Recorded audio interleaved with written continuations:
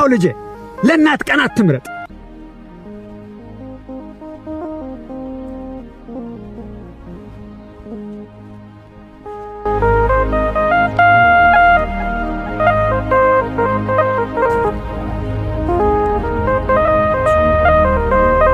ምን ነው ልጄ? እናት ጋር የሄድክ መስሎኝ አልሄድክም እንዴ?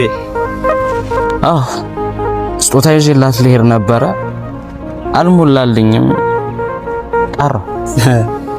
አይ ልጄ፣ ለእናትህ እኮ ካንተ በላይ ስጦታ የለም። አዎ ምንም አይነት ካንተ በላይ የሚያስደስታት ስጦታ አይኖርም። አዎ ያንተ ፈገግታ፣ ያንተ ሰላም መሆን ነው እናትህን የሚያስደስታት። ምንም ብታደርግላት ካንተ በላይ ሊያስደስታት አይችልም። አንተ ስለምትሰጣት አበባና ሽቶ ልታስብ ትችላለህ።